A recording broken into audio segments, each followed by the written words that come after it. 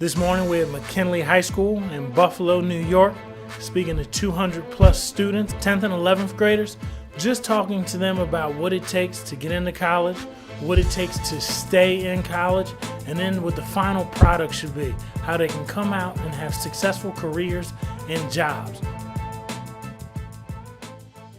Good morning, everybody. It's not going to work for me. Good morning, everybody. What high school are we at? What city are we in? What city are we in? I just want to make sure I know where I'm at. I just want to make sure I know where I'm at. My name is Kirk Berry. I'm born and raised right outside of Philadelphia, and without telling my whole life story, I was able to get a full Division I scholarship to the University of Buffalo. Talk about the SATs. We talk about high school. You want to know my story? I was a C average student. Show me your C average students in here. C average students. They say there's more of y'all in here and some of y'all lying. So listen, right? So in high school, in my senior year, because I was a C average student, I had two things that I didn't do well: reading and comprehension. So I know that the stop sign says stop, but comprehension says you know what stop means.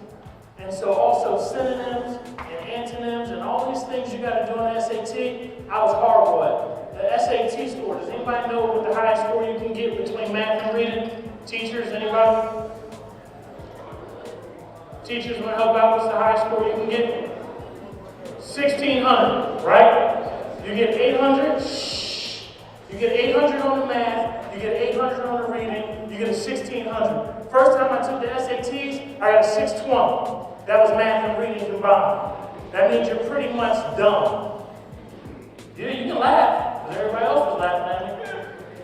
Then I got a tutor.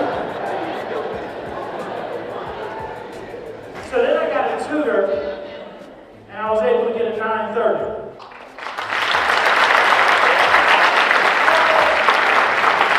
So I get a tutor, and they tell you in high school getting a tutor is whack. But that tutor saved my life. Because when I got the 930, that $37,000 that they were telling me it would take for us to pay for each school year, 37 times 5, you do the math. In 5 years, I was paid over $100,000 just to chase a football around. They paid me to chase a football. I was 17 years old. You're paying me to go to school, all because I got a good SAT score? If you hear nothing else, if you truly want to go to college, you need a GPA that's definitely above a 2.5. A 3.0 would be great. See, I knew the NFL wasn't for me. I've never wanted to play in the NFL. Mr. Ron says I shouldn't share that story because it might discourage people. But I never wanted to play in the NFL. I've always wanted to own an NFL team. I want to sign the check. I don't want to make the check. That's my inspiration.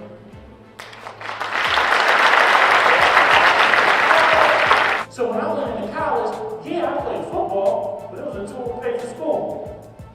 When I was there, I was serious. I was going to graduate. And in my summers, I worked. My first job was after my sophomore year. I worked for Cintas, the uniform people over by the airport. Any of the adults know Cintas?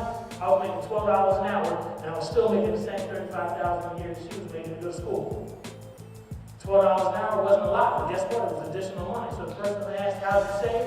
I saved my checks. What did my summer days look like? I had to work out with the team at 5 in the morning, between 5 and 7. I had to be to work from 8 to 5, and then I had to go to a night class from 6 to 9. That's what my summers look like. Why? Because I want to be the boss. I don't want to work for anybody.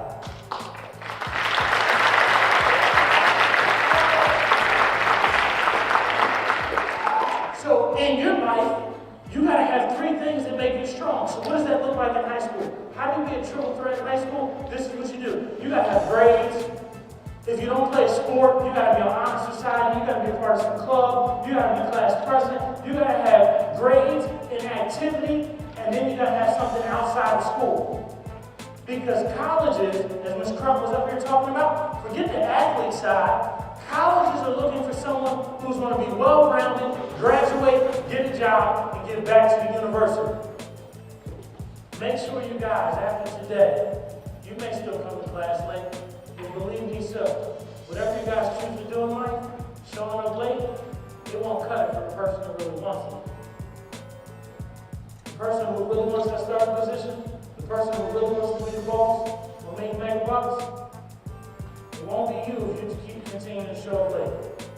And the only reason why I talk money, not because it motivates me, but being the first graduate of my immediate family to go to college, my mom went to the University of Miami for 2 years and she stopped going. So she made sure me and my two brothers went. But I don't want money to ever be a financial issue in my life where somebody with the last name Berry can't attend college. If they don't want to, it's by choice. But it won't be by money. Because we won't build the millions on my back. Because I'm going to be the boss of this thing. Thank you very much.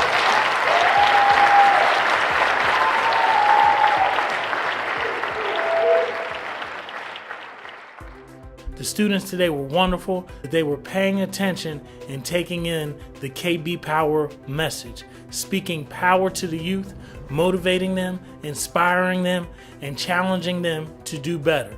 That's what we do, trying to motivate the youth.